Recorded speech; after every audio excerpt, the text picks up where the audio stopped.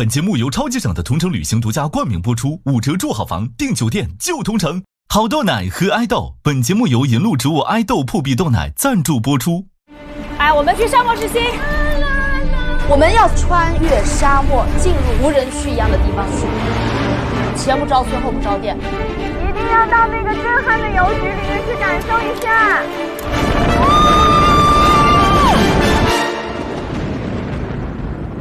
我不走了，我不瑞了。来，谁不走的？你们不走，我不走。你也不走了？快不走了。好。哇塞，哇塞，风好大，就感觉已经没气儿了，已经。这是什么？我了慢一点。咱们这一天够狼狈的。欣然姐，你还好吗？我不太好，你不太，我想放弃，是真的。再继续下去，我觉得我就会给大家添麻烦了。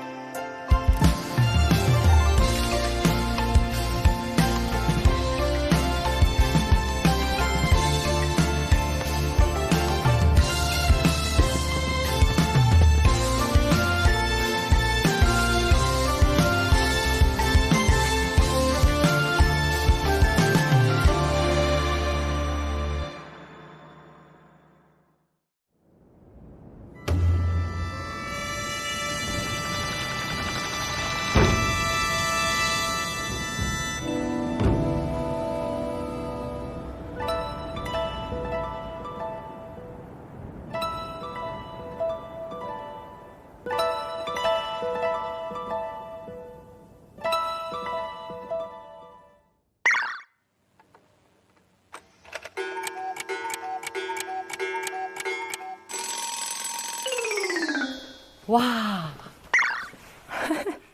真的太漂亮了吧！有人吗？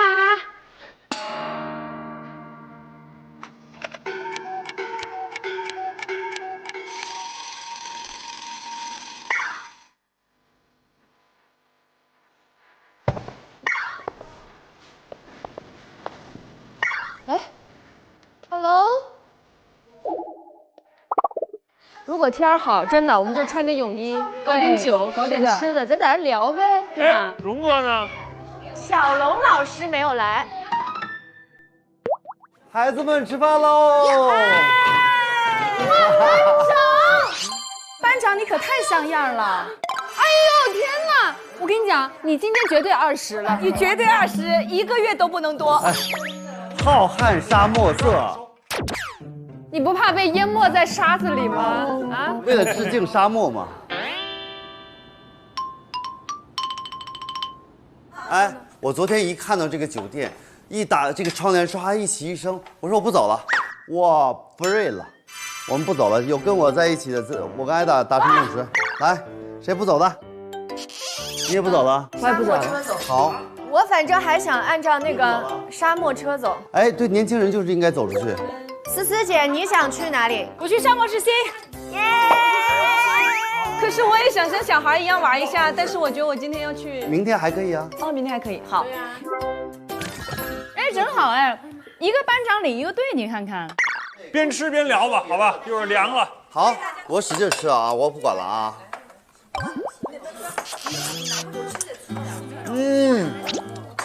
哎，哥哥姐姐们，这里还有很好玩的扑克呀、桌游啊啥的，我们回来可以玩。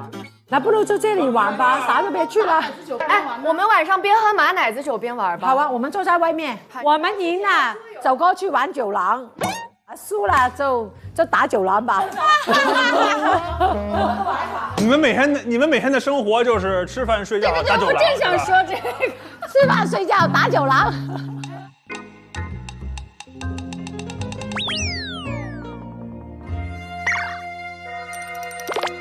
我突然间想起，我92年拍了一部电视剧，是如来神掌。我是做一个坏人，还满头白发，然后就拍着那个鼓，我又不懂笑，他们们说用丹田笑出来就很好，很厉害，我就搞到他们每一个都说太难聽了你的笑容，我說我咋辦啊？沒辦法，你要笑得太開心了，敵人不怕的嘛。哎呀，我覺得演戲最難的就是笑。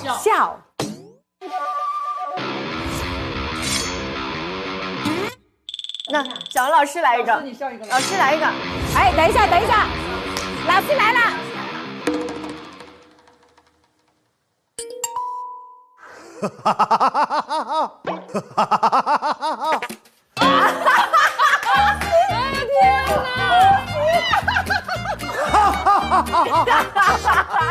早上劲儿不够。你的一世英名即將被毀。哥，不是，我突然觉得呀，就是我之前的35年一直觉得自己没上中戏挺遗憾的。现在不觉得了是吧？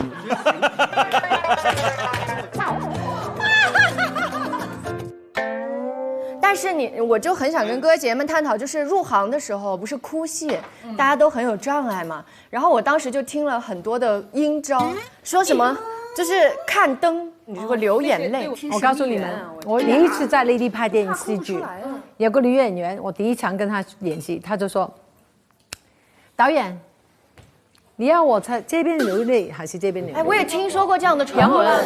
然后那个导演就说啊，没所谓，你都可以。然后他说那好吧，我先把这个留，然后再把这个留。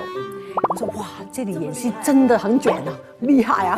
然后呢，我就跟他一起再喝，然后他就哭了，两边都没有流出来。你还有这样反转呢？我天哪！把我笑死了。哎，咱们不是还有催泪棒吗？导演，这种催泪棒记得吗？我之前用了一次，然后你们知道发生什么事情了吗？哭的不是，一直流鼻涕，眼泪一滴没有，眼睛剧痛，然后鼻涕开始冒泡泡，啵了。催泪棒。我也有一个女演员也是朋友，她就来了哭了，然后滴几个那个白花油在这里，然后呢来吧哭吧。这是哭还是骂？哎，那个是现实版的骂眼睛。然后我一直就不能笑，他在哭。我这边演到我多痛苦啊！我真的。结果你哭了，因为你笑出了。我跟你讲，你还记得咱俩就去横店吗？第一场，当时我们还在定做羽绒服。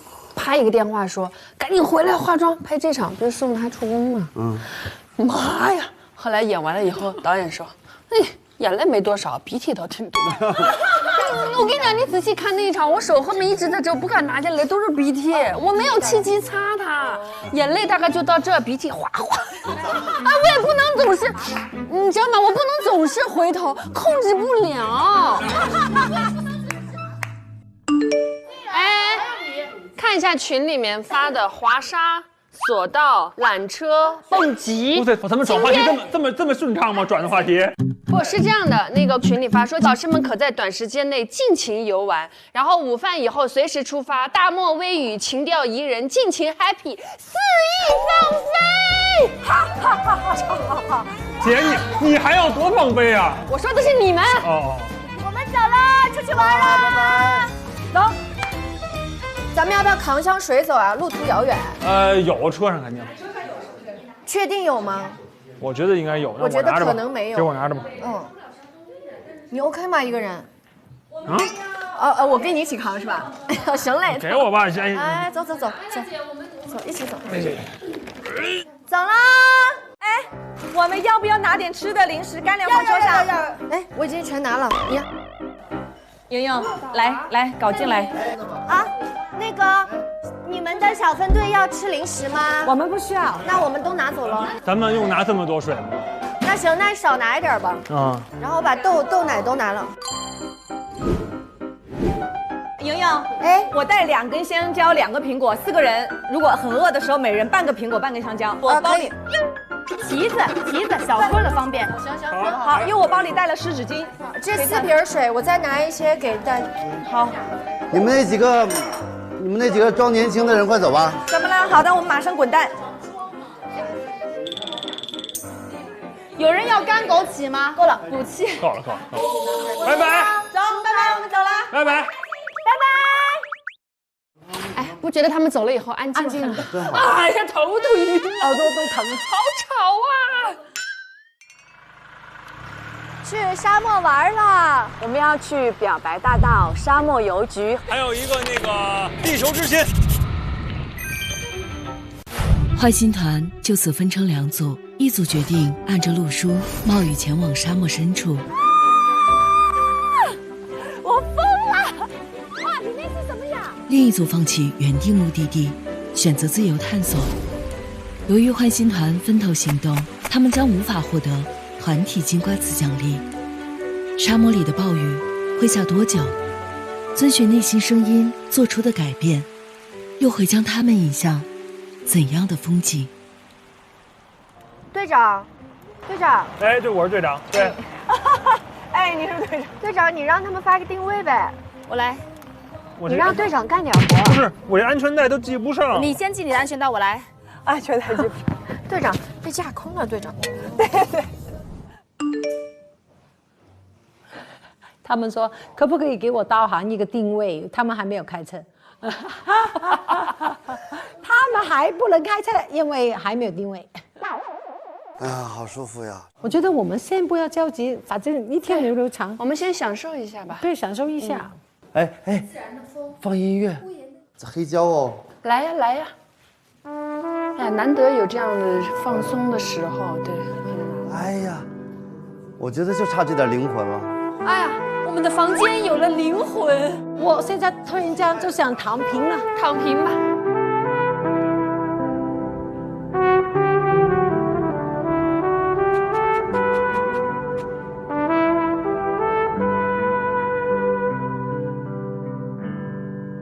我要跳舞了，我就想躺平啊！哎，你说这时候如果要是没下雨，我们把门打开，听着唱片，泡着泳池，对，喝着马奶酒，妈呀！哎呀，好舒服呀，这真的好舒服，我就喜欢这样坐在这儿，一天都可以。但是节目就不像了，节目组就不像了。看看我们的沿途风景，哇，我们的风和景儿。哎，那，我看啊，思路指定，指定一个人问一个你最想知道的问题。你问吧，莹莹。你会吃回头草吗？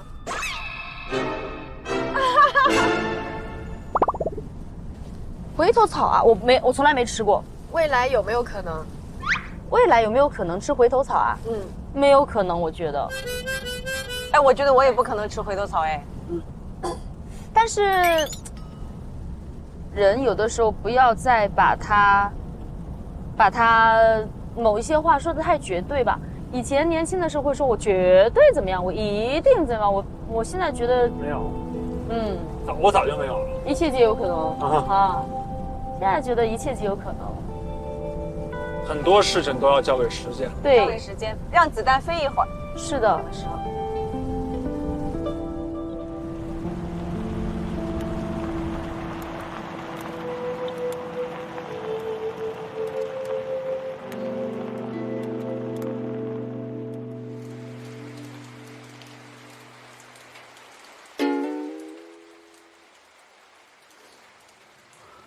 他们出去也挺好的，其实，在沙漠上那个，自驾也挺舒服的。我觉得我们等一下做完，就是看看之后休息够了，我们就开车出去。我们现在这样，我联系一下那个葡萄的那个好不好？摘葡萄好不好？可以啊，可以啊。我们联系摘葡萄。对。哎，那等一下，我们如果是这样的话，我们不如看看葡萄，也葡萄。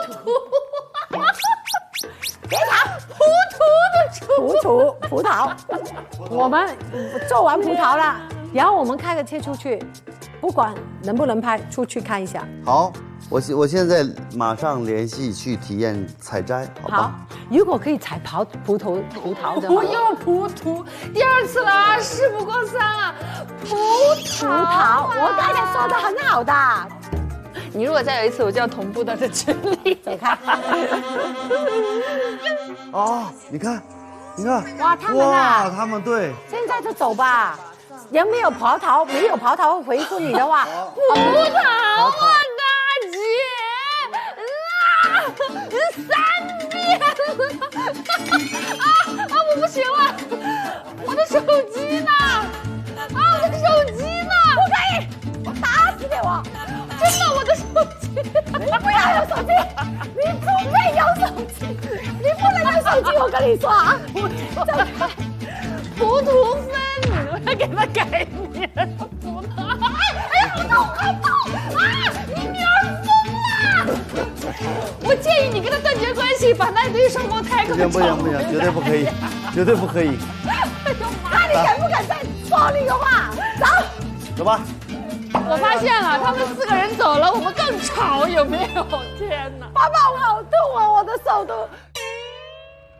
叫莫贝酒庄，你看群里面回了，去了啊。拜拜拜拜拜拜，我们一会儿应该不会回来了。噔噔噔噔噔噔噔，真的太漂亮了。哎，就要这个音乐，就要这个音乐，这个音乐特别适合你老公，一下就明白了。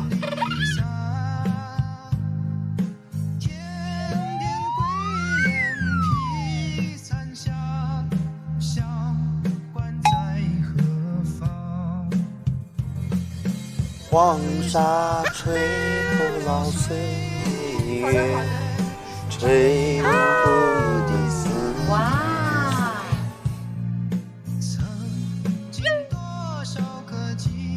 哎呦，这是哪位美女在开车呀？别这样说，是蔡美女。听说就是你把葡萄说成了葡萄。走开！你真的不想活到下一集呀你！我第一个把你干掉！哎，这一季都要杀青了，我怕什么？真的是杀气有他没我。其实我觉得挺好，这次最后一站能够让我们自己来安排。对呀，我真没想过他们会愿意的。对，太可爱了。所以你们期待第2季吗？我们还没等结束就已经开始期待了，我也是期待了。而且我觉得我们这几个，说实话，一开始的时候，我觉得就好像熟又不熟，你明白吗？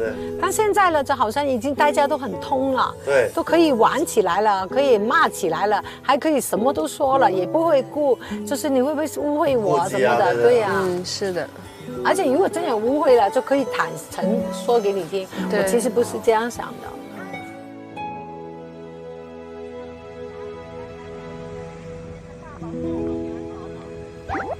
哇，哇，太漂亮了！哦天哪，那是什么地方啊？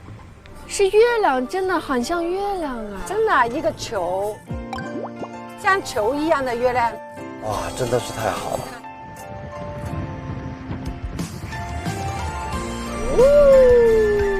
呀呼！哇，好爽！哇，我好开心啊，可以在这里开车。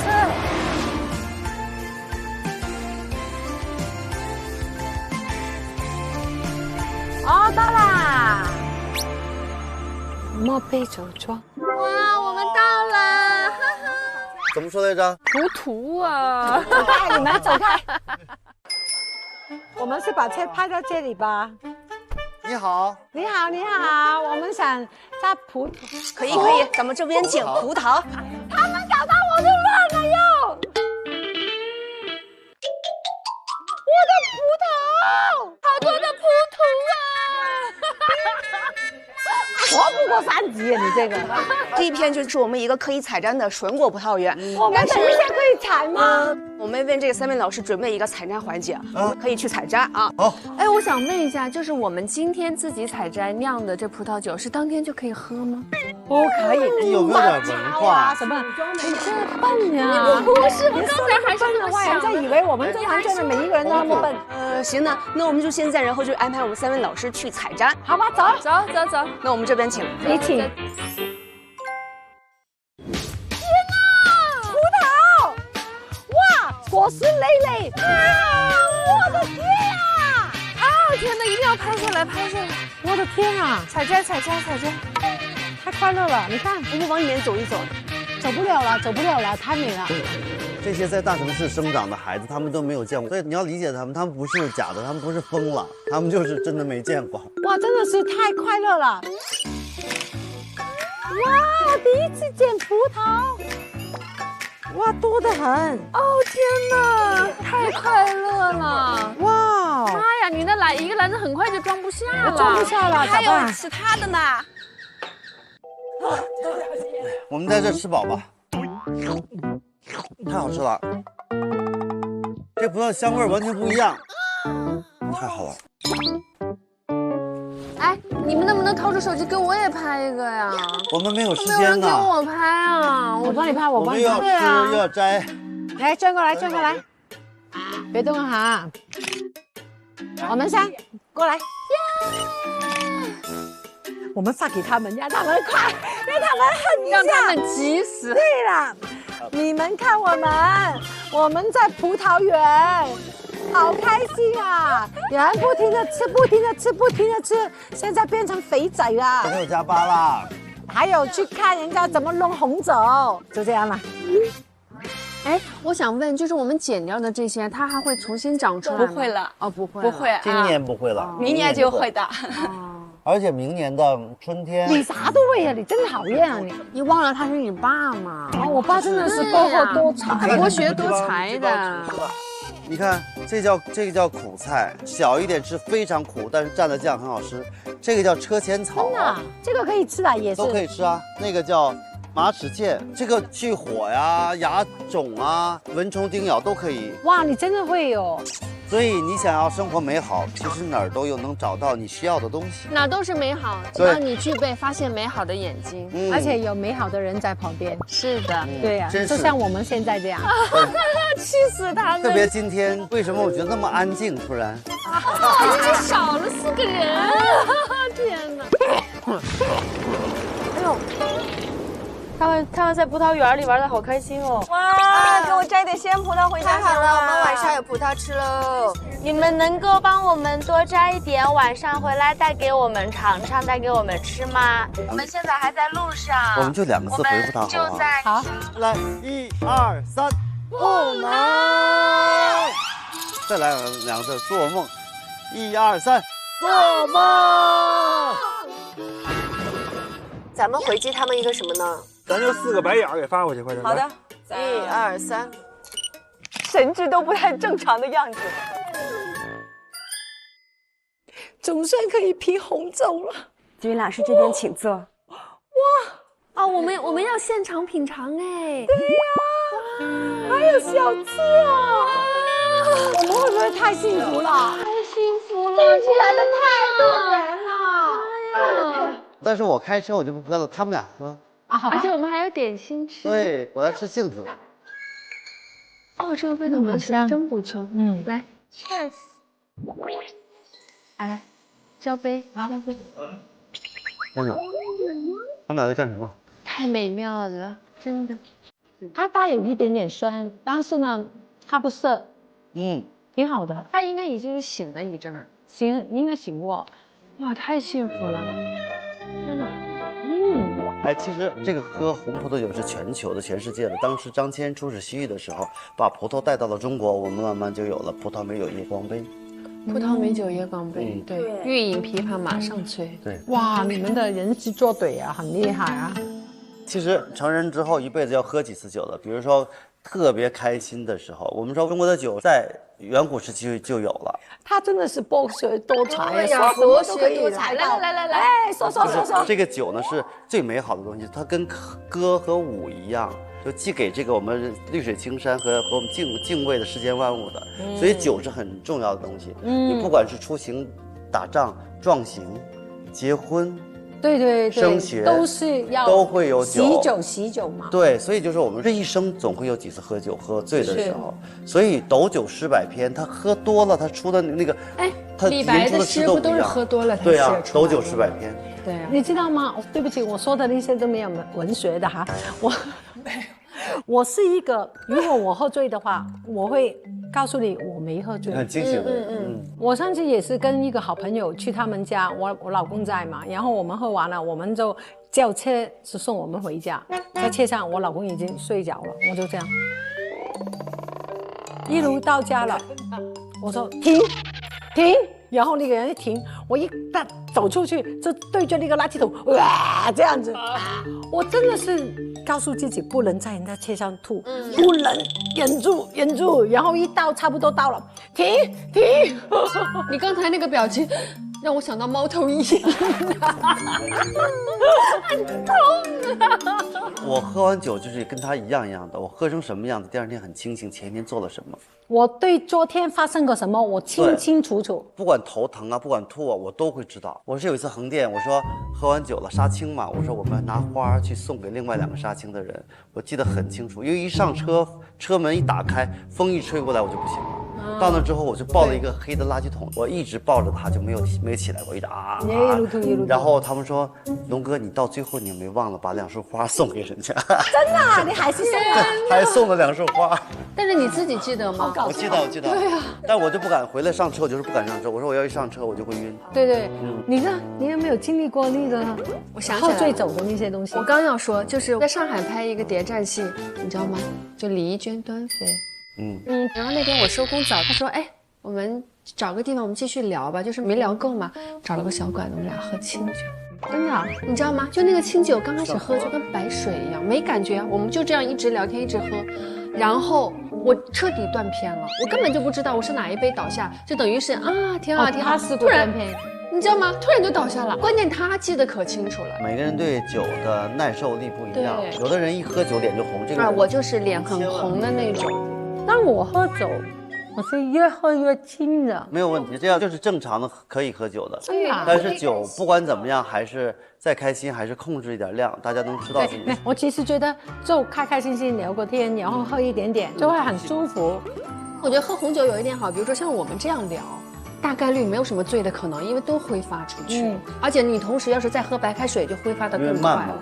对，其实喝酒就最怕喝闷酒。对的。来吧，你喝茶吧。哎呀，好孤单呐。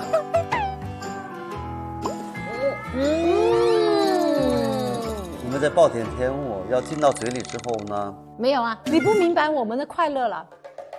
本来呢，我给你们准备了一个给你们介绍酒文化的老师，后来一看也没有什么文化，就算了，你们就不用给你们讲，讲也记不住，喝吧。来，你不能这样说话。不是，我的意思是你们也记不住这些文化。谁说的？他欺负我们俩。对。这个叫什么酒？干红。这2个都叫干红。干红它是什么葡萄？西拉。西拉还有什么？赤霞珠。这里没有赤霞珠。您给我们介绍，这个是桃红。对，这个是桃红，剩下这2款都是干红。都是干红。那但这2款的区别是什么呢？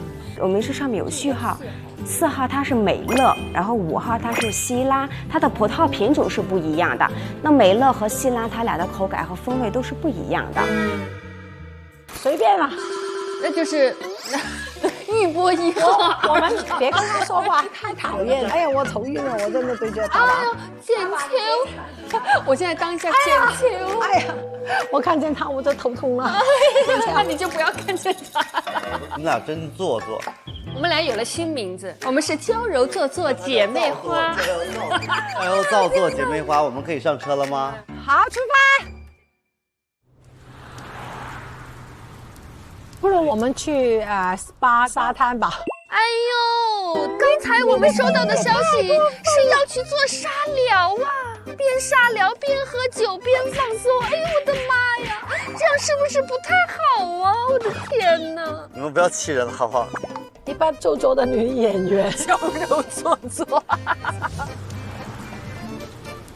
我来开吧，你休息一下，我休息，我坐后面。好，我回来开就行。对，3个司机应该还是没问题的。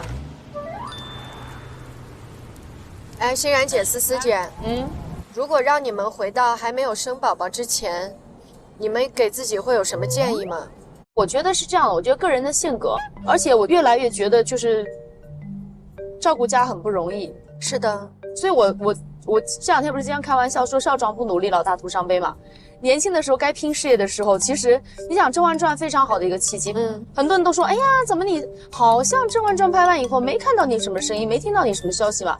我说其实我也在拍吧，但是没播或者有各种各样的原因。对，也是因为自己其实也没有去拼事业。对，其实说白了就是没有去拼，就是比较的顺水推舟，顺其自然。如果没有孩子，我依然是一人吃饱全家不饿的状态，我觉得是足够的。但是你有的孩子，你总是不由自主想要创造更好的条件、更好的环境，这个无可厚非嘛。而且说白了，你也得给孩子做个榜样吧。你不能让孩子看着妈妈天天在家里抠脚吧。所以妈妈工作，你学习，这就是大家各自有社会分工，是不是？我现在所有的这些拼搏，说白了就是为了孩子。你没有觉得你是为了自己？对。啊，那我觉得思思你活得太纠结了，太纠结，太辛苦这样。我初为人母的那段时间，我太投入了，我特别投入，推掉所有的工作，然后就在家里当全职妈妈。那么其实本来像我这样一个人，我是一个习惯了忙的人，那你就有一天你会开始不开心，你会觉得说你被世界抛弃了。那么我在想，那我要做一个这样的女性吗？哦，不要。然后呢，其实我还是有我的自我，我是渴望看见我的自我的，所以我很喜欢，其实在我人生未到的阶段的时候，去多听一些过来人的说法。但是我跟你说，你还是要遵从自己的内心。你听再多没有用，因为每一个人他经历的事情不一样，他本身的性格不一样，对，他都是自己的认知，对啊，所以我觉得起码我知道的一件事情是什么？就未来我遇到这样的事情，我不会觉得哇，我的世界崩塌了啊，对，而是我听过，我知道可能会有这样的这种事情可能很常见，对，有可能性不只是我遇到了啊，那是所有的人他们都会遇到了，没错。你听我们讲了那么多有的没的，你不会恐惧婚姻吧？其实我一直都是有一点点的恐惧婚姻。我未来我肯定会把事业放在很重的地方的。我希望我的人生可以实现我的自我价值，但是其实我骨子里最深层的渴望亲密关系是陪伴。打个比方，我就说一个最那个什么的问题：结婚以后，男方只接受女方必须要在男方家过年，你接受吗？可以一开始就说好我不接受。但如果最开始两个人根本就没有聊到这个话题，他就觉得必须要在男方家过年，你接受吗？你心里爽吗？作为一个独生女，你家里也有父母呀，对不对？那可以沟通吗？能沟通。如果沟通未果，我问你，那我会找寻，比如说过年两家一起过年。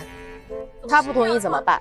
对啊，他不同意两家一起过年。我为什么大过年的非要让我爸我妈和你爸你妈在一起过年？还有就是双方父母如果真的觉得说还是少接触吧，你总在一起反而是矛盾。你总把两家人搞在一起，我跟你讲，真的是会发生世界大战的。那个你无法调和，那是肯定的。真的。而且我是有一个怪癖的是什么？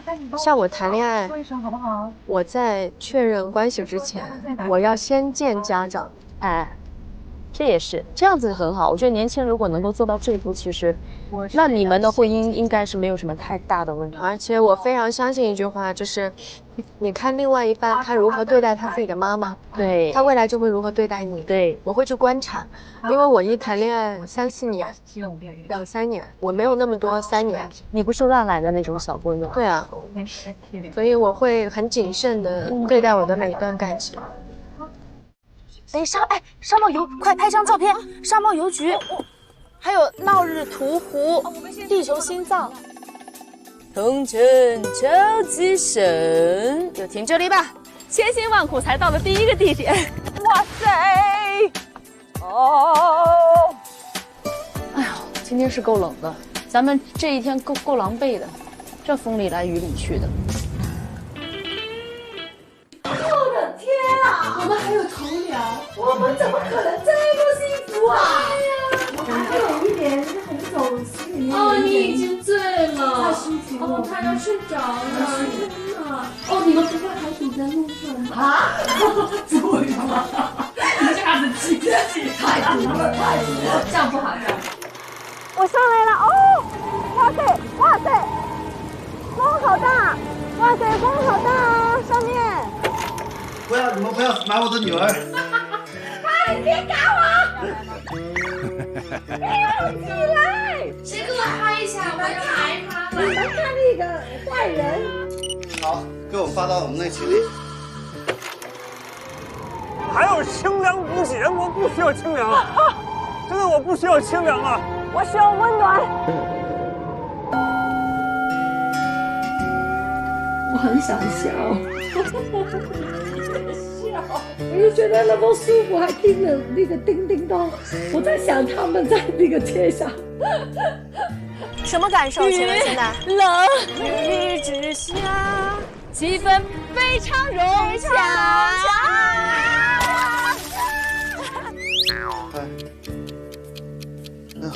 我感觉到温暖了，浑身都是。我觉得我自己做了好多梦，是梦到他们4个人在干嘛？我忘记了是不是发信息还是发照片？冷不冷？冻死了，冻死了！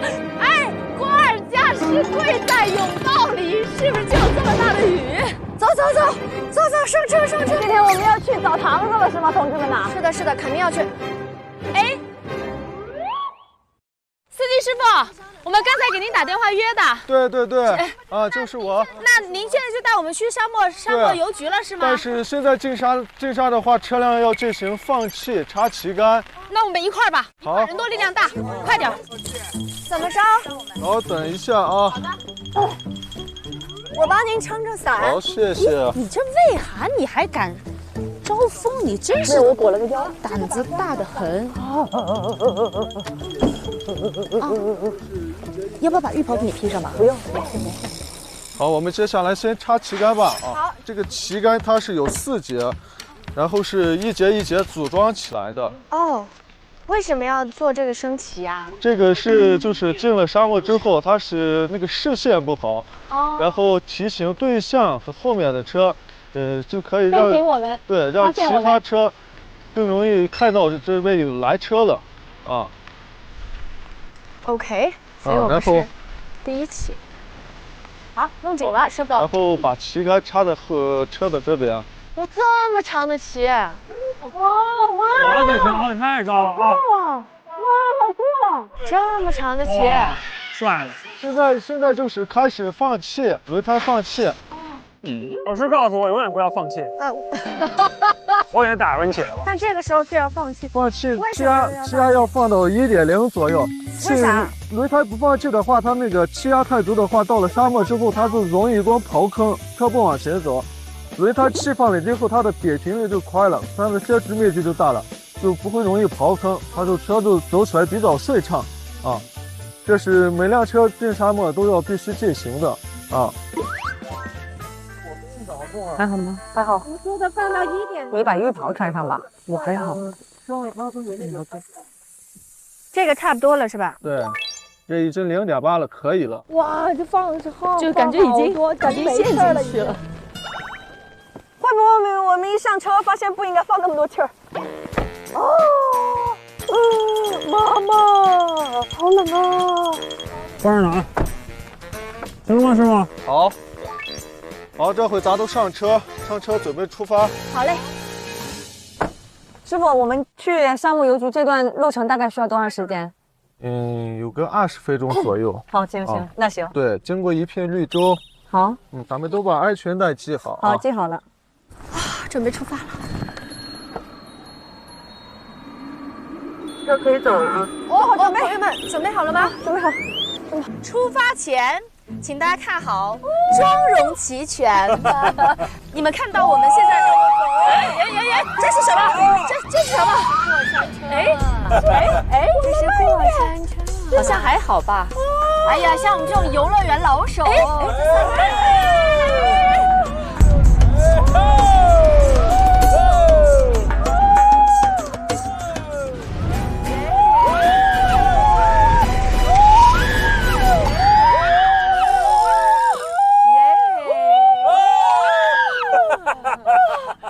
哎，你怎么乐了呢？像海盗船一样没？哇，我们在漂移。欣然姐，你还好吗？我不太好，你不太，我想放弃，是真的。你想放弃？这是刚开始还好，是真的越来越。师傅，我想放弃。你放弃？不行，因为我没有坐过过山车。开回去。你们能开回去吗，师傅？把你带到路边。对。小心！没事。欣然，你把眼睛闭上，你别看。欣然姐，你试着幻想一下你在开。幻想过来。你别跟他说话，现在就让他自己开吃的吧。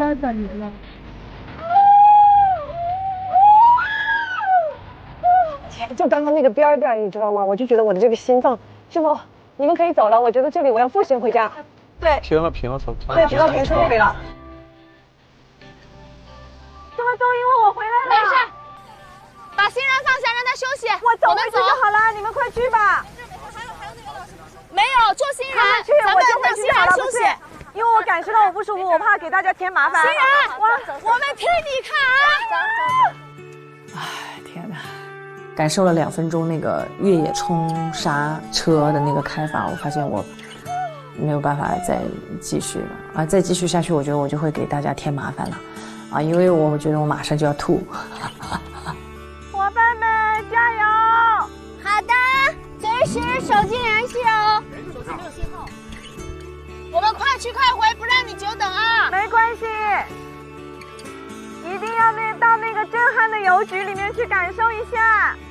其实我是非常渴望去到那个沙漠邮局的，都说到那里，对吧？我们可以跟自己告白，啊，写一封信给过去的自己、现在的自己和未来的自己。朋友们，我们可以出发了吗？可以了，你们准备好了就可以出发了。我们可以走了。好的，那就出发。走了，朋友们，来吧，来了，走起来了。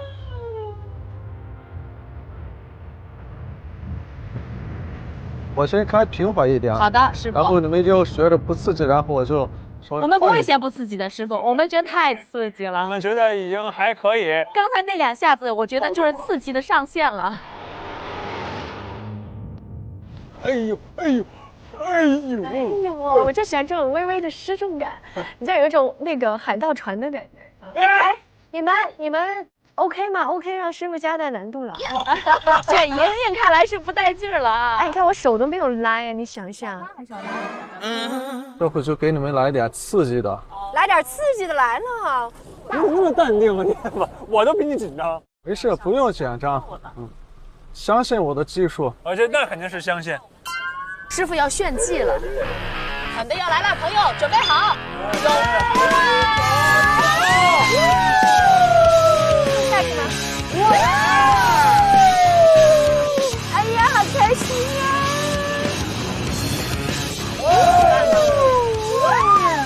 刚刚有种摩托车压弯的感觉，嘿。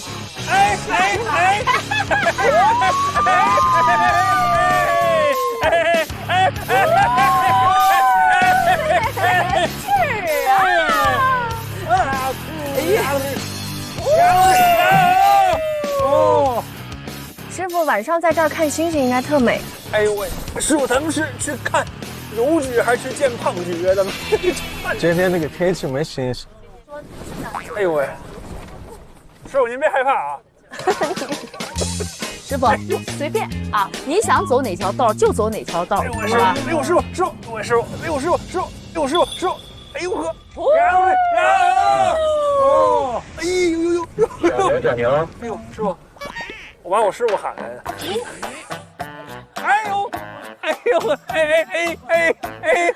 酒廊呼叫师傅就。哎呀嘿！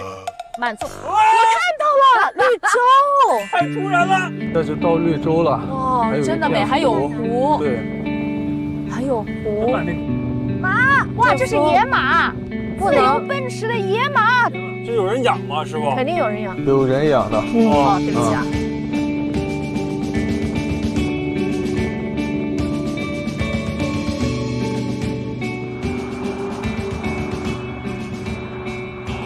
这个邮局是新的还是后建的呀？后建的。后建的啊。是因为在这里还是有人居住吗？对对对，我觉得应该是这意思。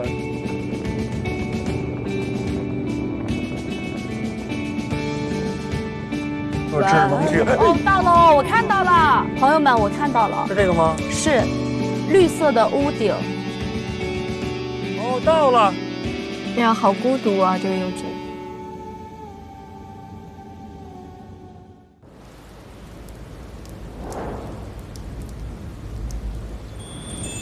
哇，广袤无垠哎！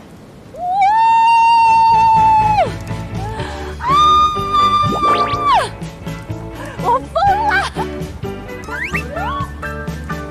哎，晕！比刚才坐过山车还晕。冷不冷啊？还行。过去、现在、未来。这里好浪漫，有3个油桶，是给我们3个人设置的吗？不是，写着过去、现在和未来啊。哦，估计是要写3封信给过去、现在和未来的自己，估摸着是哈。昨天、今天和明天。哇，好香啊！有那个稻草的香味。哇哦！一定上岸，前途无量，有求必应，心想事成。哇哦！哇，真的有很多人在这里留下印记哎。欢迎各位来到最孤独的邮局。这是你们看起来倒是十分面熟啊。奶茶小肥仔。或许在很久以前，我们曾经有过交集吧。墙边挂着的，是我给有缘人准备的礼物。如果它属于你，你看到就会知道的。墙边挂着的是给有缘人的礼物。墙边挂着的是给有缘人的礼物。哎，我特别想知道这个2022年8月24号在这里留言的李艳和圆圆，李艳、圆圆，你们2个在2022年8月24号在这里一起留言的，你们2位还继续相爱着吗？我一猜就想问这个。2022年9月21号在这里留言的，向周青青表白的，表白成功了吗？你们2个相爱上了吗？我好八卦呀！你们看看这儿。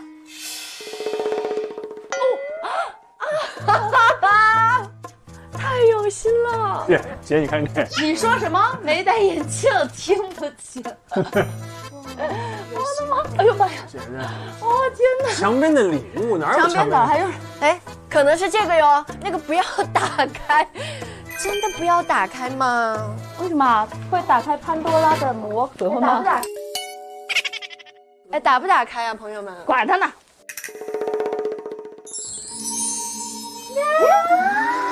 几只？如果是7只，就肯定是咱们的了。3、4，哎，那么多呀！谁这么大胆，竟敢动本宫的东西？华妃，蒋欣的声音。这可是本宫精心藏匿、用以防身的后宫秘辛。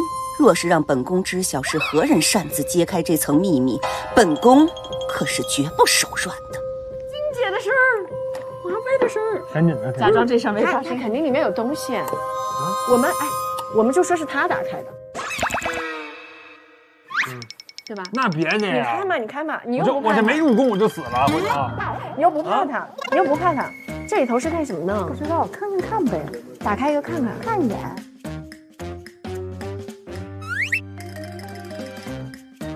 哎，看来是每个人可以回答一个问题。哎，我觉得咱们要把这个留着带回去，晚上咱们一块聊吧。也可以。可以吗？可以吗？可以吗？对不对？我们可以带走吗 ？OK， 好不好？耶！这晚上咱们一块聊，一块玩，谁也别想逃。光想知道我们的秘密吗？都别，这个都别想逃。来都来了，咱们能不能就是带点礼物回去给没来的把他们都带走吧？这也就算是我们送给他们的礼物。好娘娘，臣妾觉得嘎嘎香。好香！哎，你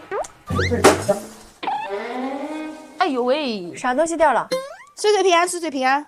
哇，哎，你别动，别动了，手，别手，别动了，小跑。风吹的，这可不能怪我们，不能碰瓷儿啊。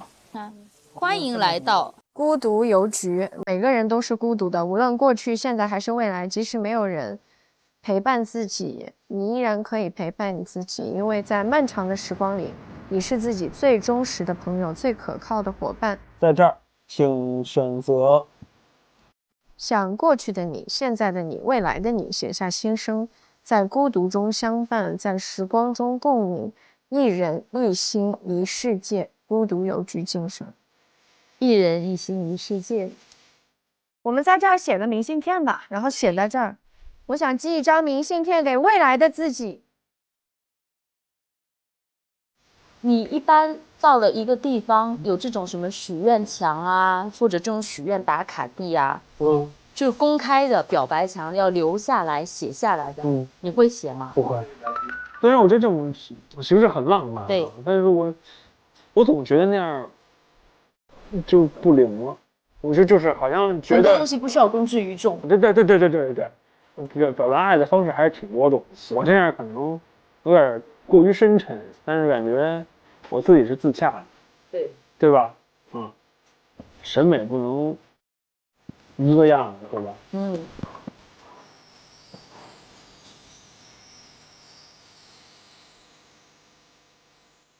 我一直很相信一句话，就是殊途同归。你写完了？我写完了，我写了一个给自己的未来的，我想写给2034年的我。2034年，我就想问我自己一个问题，就是我有没有自由生长？就反正我是跟你们交流了，就是很多了以后，看到了生活很多的可能性也好啊，感恩自己做了某种选择，然后也遗憾做了某种选择。也想说有一些是想改变的，有一些是不想改变，还会坚定选择。我就希望看看未来的10年以后的我自己是有没有按照自己的意愿自由生长的。我就想问自己一个这样的问题。哎，我好期待看到2034年哦。如果有一天我真的回到了这里，哇！你不用回到这里，这封信会在2034年，但我没有写地址，这封信会在。我先替你拍下来。万一要是找不着了，还能找着，我还能发给你，问我一声。对。如果在2033年你没有拉黑我的情况，你是干了啥？我要拉黑你？2034年你们问我一嘴哈。好的。好，下人，我把它投到邮筒里。好的，去吧，把时间留给你自己。未来邮筒，投到我的未来邮筒里。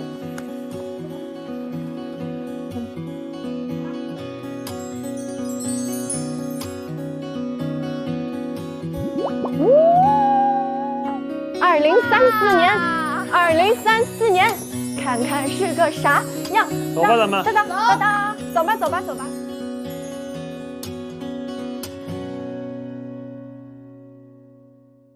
哎呀，按这里吧。哎呀，现在心情很矛盾，又很享受，然后又觉得他们有点。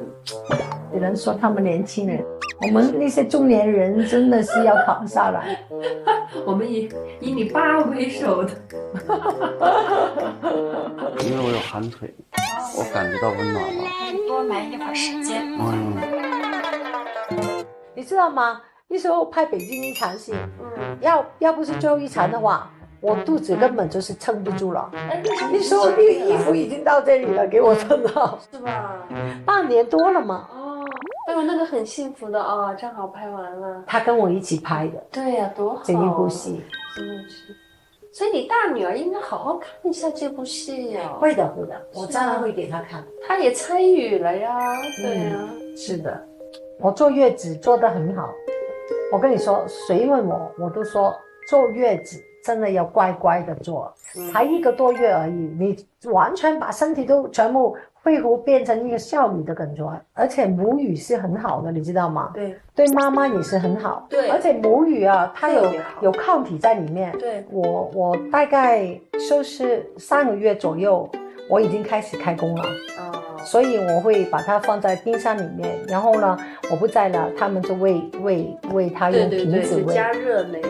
对，还有就是母语有一个很好的，就是你跟孩子那种亲密的关系。对，我现在就想想，他半岁以内有一天哭得不行，我老公抱他怎么都不行，然后接过来，真的1分钟睡着了，真的，哇，好有成就感啊！他会闻到你的味道，就觉得很熟悉，对，很安全感。对。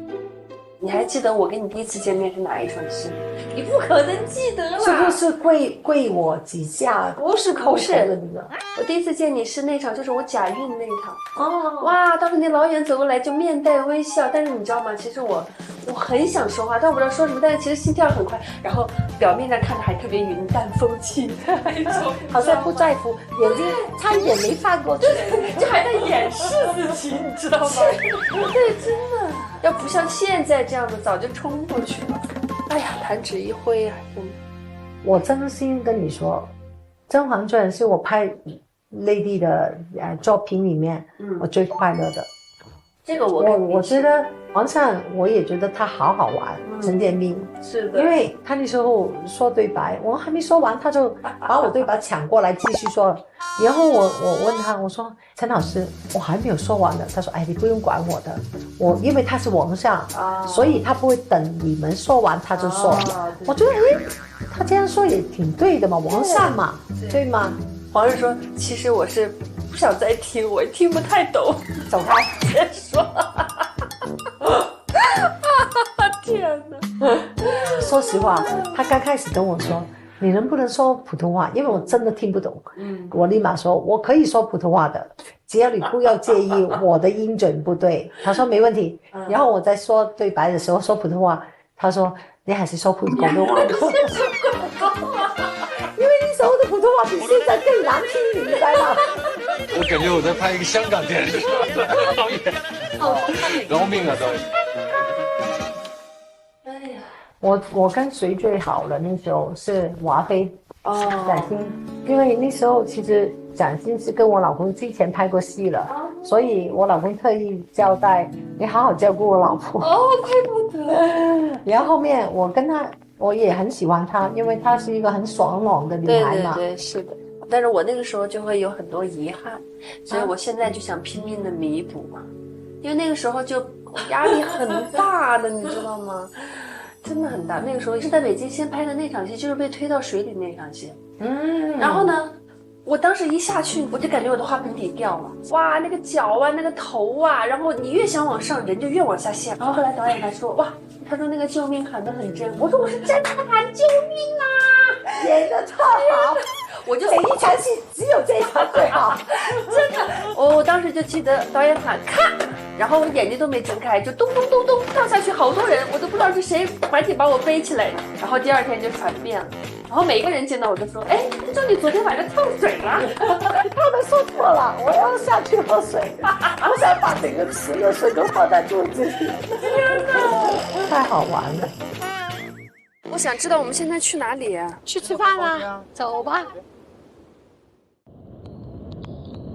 从这次节目，从大家身上我学到了一点，就是我现在知道我的行事的多余感，就是有的时候我是站在我自己的个人角度，我自以为我是替别人着想了，但是有时候别人不是这么想的。就首先啊，这不是多余感，因为你是想让大家开心，以及希望周围的人舒服。这就是你说的，你说你变得越来越像你妈妈，有可能你妈妈是这么对待你的。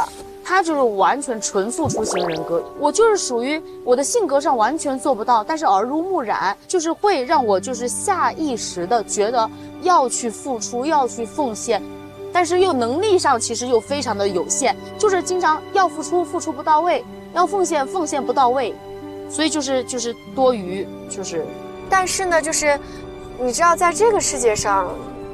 我还是真的坚持一个想法，就是因为人和人是那么的不一样。对，哪怕我跟我妈妈之间，我们都是有边界感的。我觉得边界感是好事儿，边界感它让我们彼此更亲近，它不可以以妈妈的名义，觉得我必须干某些事情。我这点其实我特别想向你请教和探讨一下。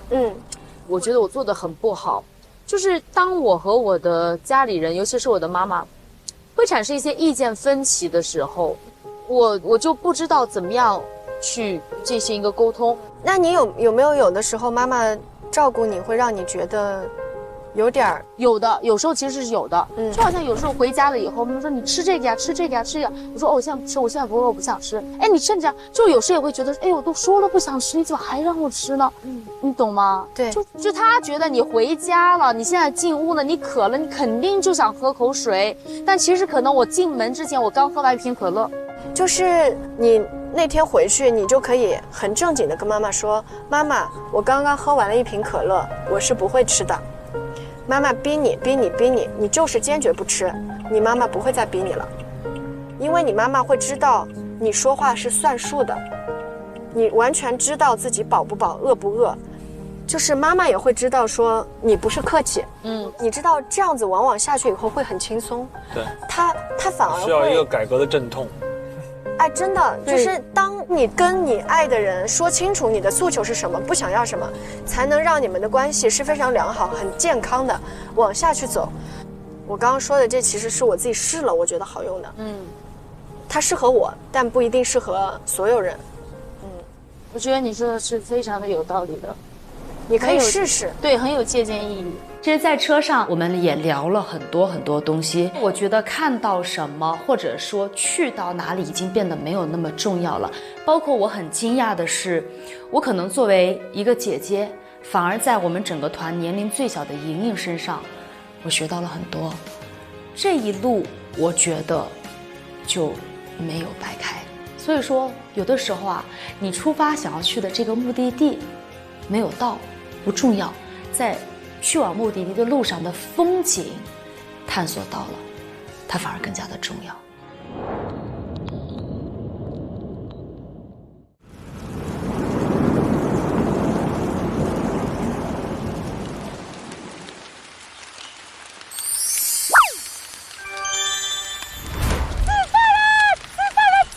这都是饿成什么样子的人？阿姨你好，里边请啊。啊，你看啊，这么大3个锅。我们这是冰煮羊特色火锅，也是我们宁夏特色啊。哦，我们一直在念念不忘，好多人都在说。我终于吃到火锅了，想了很多天呀！来，啊，火锅，我们来！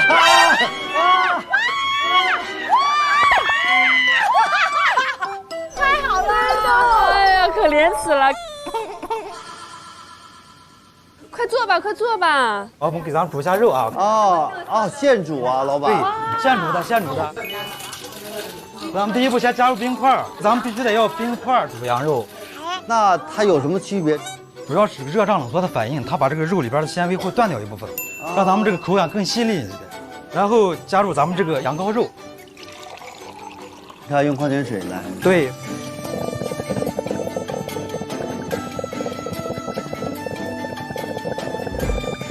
15分钟就可以了。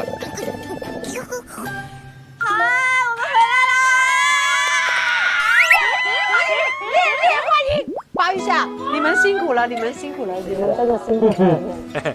你怎么样啊，欣然姐？我还好，没问题。我想你了，想我了。咱们现在这个肉可以吃了啊！哦，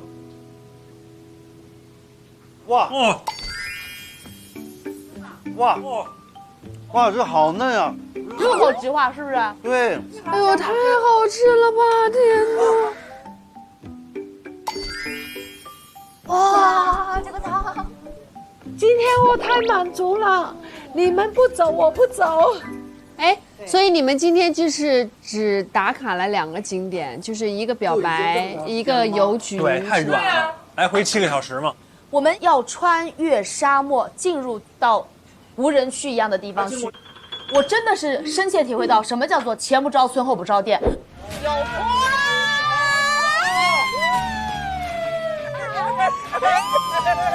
很震撼，真的是越过山丘才发现无人等候。对，真的是越过山丘才发现真的是无人等候。但是咱们今天特别好，咱有人等候。我们今天是真的有人等候，华妃在等我们。啊！你们知道有多可怕吗？不可能！皮海公仔啊，他的声音在等我们。吓死我！你还会说人在那儿啊！我的天！你们今天干嘛了？分享一下。我们今天好辛苦。我们今天嘚瑟的很辛苦，一路在给你们炫耀嘛。我本来想说，我只要一个头疗就行了，我不贪心。安大姐说，你不贪心，我可贪心，我从头到脚都要，都要聊一下，我都要。那太辛苦你了。爸爸，爸爸，你不可以这样子说话。我的女儿数钱我都觉得她辛苦。天哪！哎呀！我觉得你们今天是身体疗愈之旅，我们是心灵疗愈之旅。当生活节奏很快的时候，踩脚刹车是很好的呀。我们3个就踩了脚刹车，明天你们也可以一起啊。好。我是觉得我跟九郎做班长，真是特别成功。咩话？之前不太成功是吧？成功。但是我到现在都没明白，为什么我是负60个金瓜子儿啊？世界8大未解之谜呀！那还有比陶贤对金瓜子儿这事儿更执着的人。哎，我也很好奇，为什么？谁付来着？还有 A 大姐付。你怎么败家子儿了？我咋知道啊？可能就是像他说的，我太美了。是不是因为我们太美了？啊，可能哦。我们太美了。但我应该也付多一点啊，怎么可能跟你一模一样呢？这我不平行啊！好，我知道了，因为我笨。你就是传说中的美丽笨女人，是你吗？就是我了，太美丽了。啊，我也是个笨蛋美人吗？对你只要说我美丽就好，笨无所谓了。我觉得吧，我们录到现在也差不多快被金瓜子给玩坏了，真的。金瓜子把我们搞得有点魔怔了。不是，你看，今儿是20号吧，15号我们单位发工资，我都觉得没发金瓜子我都别扭。呵，妈呀，他已经走火入魔了。那天我们在云南开高速的时候，然后是思思付钱嘛。哎，我说，哎，他怎么拿自己的那个2维码去交钱呢？怎么啊？我在想起我们不是在金瓜子的世界。哎，今天在这儿你还问了一句，你说这个葡萄我可以付你金瓜子吗？人家要金瓜子干嘛？我们被他们给弄魔怔了。哎，先给你们看一张这个。啊，好丑啊！我还说前面这个人是谁，我都没认出来。哎，帮我撕烂它。这没人吃了，立马撕烂它。小罗老师，没有修的图不要给我看。很好啊，干嘛呀你这什么表情啊？这是你的，我的，过来呀，宝贝儿。啊，我像个傻子。什么啊？哎呦我天，这张算了。我干，我要干！不给他们看，跟你那张一样啊，是一种风格。杀！哇！是。哎，这个表情真的是要命，多可爱，多可爱。不是我的明信片真的就那一张吗？我只找到1张。为什么我就1张？对呀，为什么我就1张？你拿回家贴在床头。是，不行，你都有3张，我1张。不行，我心里不平衡。你们导演组啊？对呀，为什么我就1张？啊？谁说 OK 呀？就是这么独特。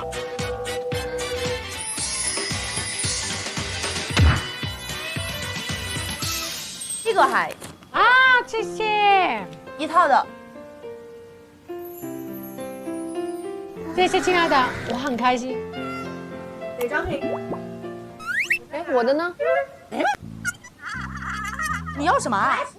不是你给他的那个，你没给我呀？你们不是没有收冰箱贴的吗？因为那天中午 A 大姐说她有冰箱贴的习惯嘛。朋友们，这是我们去到沙漠邮局以后在桌子上放着的，不要打开。你也知道的，我们如此桀骜不驯，他叫我们不要打开，我们就会乖乖不要打开嘛。所以我们果断的打开了它。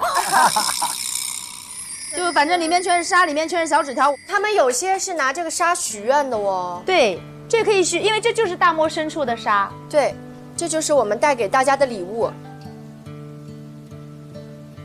你觉得孤独给你带来了哪些积极的影响？因为这段时间同行，大家应该也发现了，我是一个做事特别急躁、毛毛躁躁的一个人。孤独了，只有我一个人了，我不需要去观察，不需要去做一些让我很急切的想要去做的事情，所以孤独能够让我慢下来，慢下来，面对自己的内心，看到自己真正的需求和需要。你觉得是慢下来？对。过去的哪个回忆能让你在孤独中感受到温暖，感到温暖？其实我刚刚一直在想这个，其实有好多个瞬间的。因为其实我觉得这3年，我觉得经历了很多，对吧？经历了床前尽孝，然后孩子又生小，然后自己觉得好像，哎，我怎么觉得好像自己身体还哪里不舒服？然后呢，好像好多事情又不得不推着你走。所以其实这3年我会偶尔会有一些孤独，虽然我其实还是那种可以享受孤独的啊，但是有些事情你总觉得你还是需要力量的吧。有一次我一个朋友，他给我发了一条微信，很简短的，不管什么时候我都在。对。好窝心哦。她是一个非常棒的独立电影导演，是一个女性导演。就是我觉得她永远是一个，不管你什么时候，她都可以不急不躁，跟你讲什么都可以娓娓道来的人。对，这是欣然姐的双向奔赴。会，你欣赏的那个人，他也在欣赏你，也在爱着你。是，可能我对感情的纯度要求比较高。无论是爱情还是友情，就是我是这样对你，我可能也渴望你是这样对我的。这太难了，而且你渴望这个事儿，太内耗了。哎，但是你有没有想过，有人说啊，半个娱乐圈都是他朋友，你看他生日，半个娱乐圈都祝他生日快乐什么的，出个事儿试试。但是咱们都明白，不要被这些事儿所裹挟和牵裹挟，对吧？然后又成为一个人或者咱们这个行业成为一个评判标准了。你看他过生日有没有人对祝他生日快乐？不重要那些东西的。对。所以呢，我们生命当中本来重要的就只有那么3-2个人，足以呀。所以我那天为什么说了一句，我说年纪大了，我只筛选不改变，就是我就筛选。时间帮我们留下的就是对的人。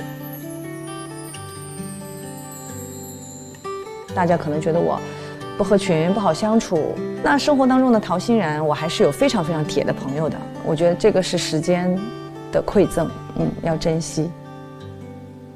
好，再继续。那我念吧。好，哎，怎么感觉好像是为我设计的？命运交给你的。你曾因为孤独而学会了什么新技能或兴趣？对，他天天在学会新技能和兴趣。你真是学习委员，我感觉。我喜欢学习，但不喜欢上堂。上堂是手枪上堂。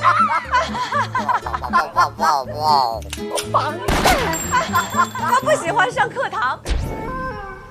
我长大了以后，就是不是为了考试，而是你对什么东西感兴趣的时候，我就很爱。你怎么对什么都感兴趣啊？哦，我对好多事情感兴趣。今天我们俩在沙浴的时候，我们俩聊，我有没有说过一句？我说你是莹莹的升级版。哦，对，是我的未来版。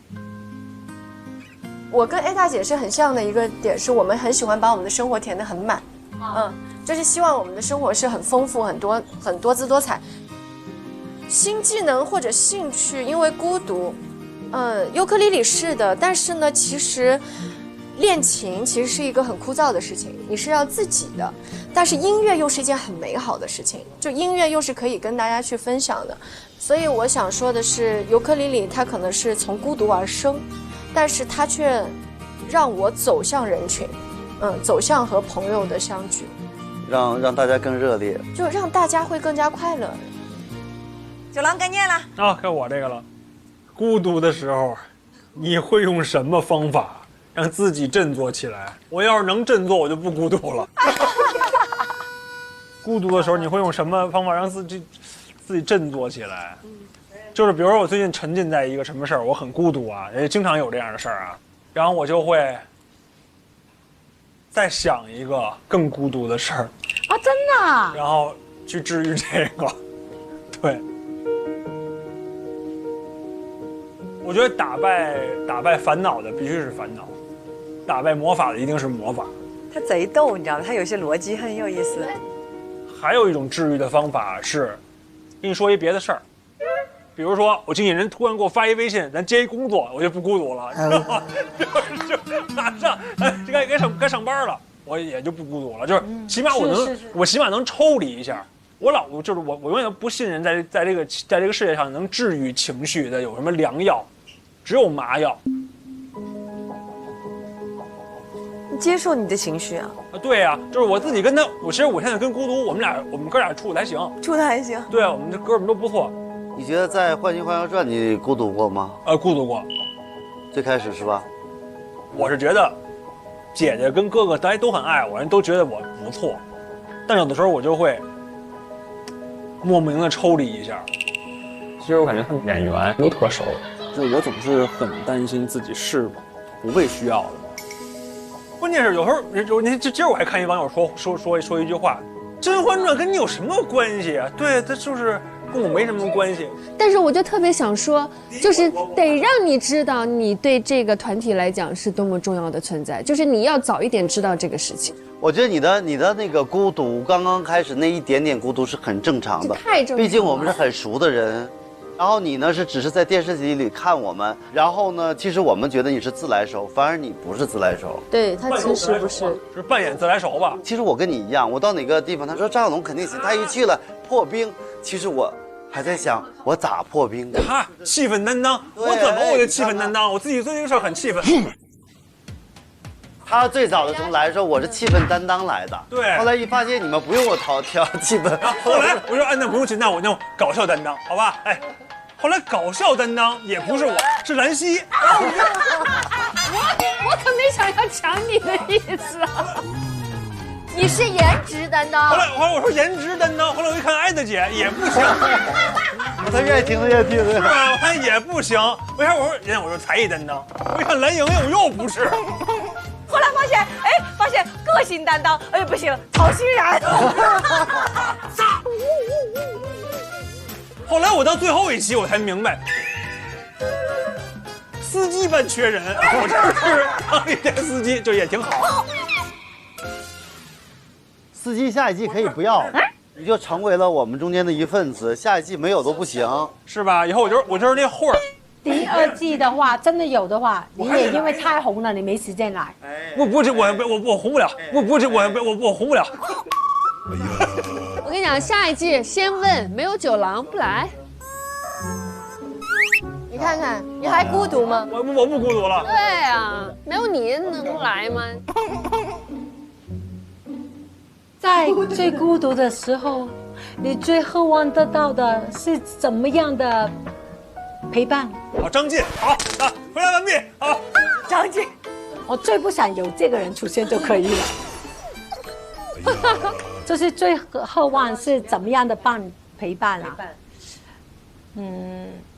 一个很有智慧，能够明白我，但是能够说真心话的人。然后能够在我最孤独的时候默默陪伴，不是，他要跟我说，我发生什么事，不要给我在那个孤独里面自怜陷进去啊！我不想自怜，因为我以前就是这样，然后我很容易就会给自己变成一个我好可怜的角色，然后我会跟自己说，我就是世界上最可怜的人。我为了哪一个做了些什么，我为了家庭做了些什么什么，我觉得我很可怜。为什么你们这样对我？就是有一个智者，如果在我身边，当头棒喝的跟我说，就需要我这种往上撒盐的，他就会让我清醒。哎，你又让我想到一句话，就说我怎么对待别人是我的修行，别人怎么对待我是我的因果。我特别喜欢您那句话，就是特别反对自怜，这个我自己做不到这个事儿，我也做不到。我越来越发现，就是每一样事情发生了，不管是怎么样，你总要去面对的。对，只要你愿意去面对，那个就是你的收获了。没错，但是很痛的，你就哭呗，你就跟你最相信的人，能够站起来的人倾诉一下，说呗。对，但是你怎么样都要孤独的去把它成就，变成你自己的东西。好，干了，来吧，让时间治愈一切。我们都不孤单啊，孤单就找我哭。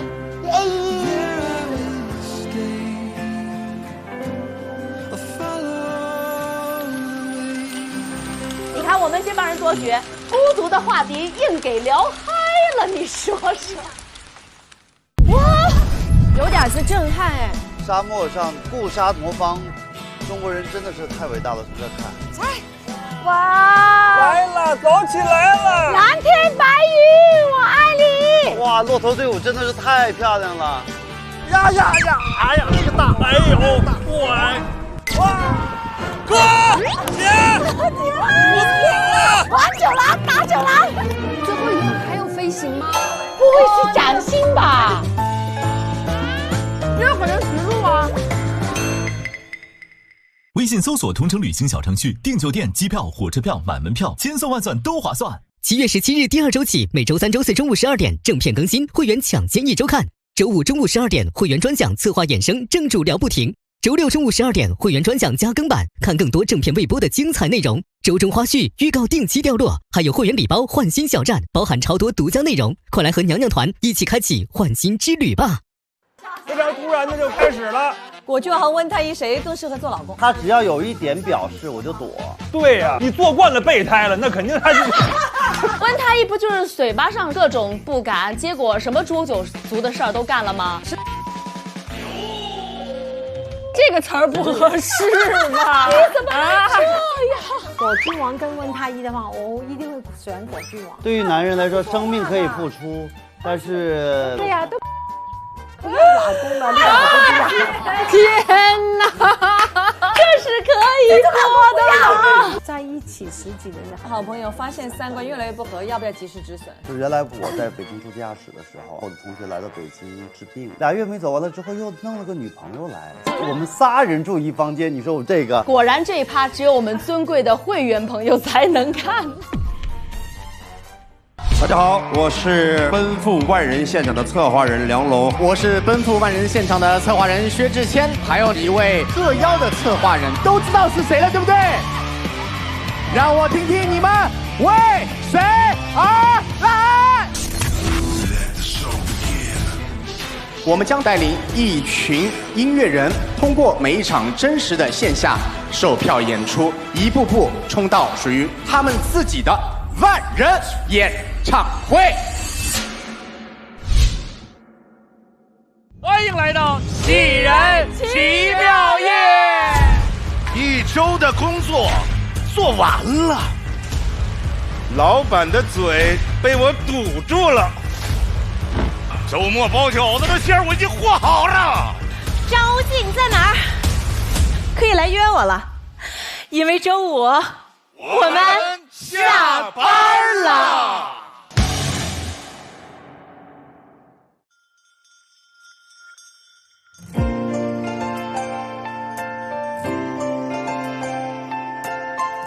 我们就往这边走吧，妹妹们，还是姐妹重要。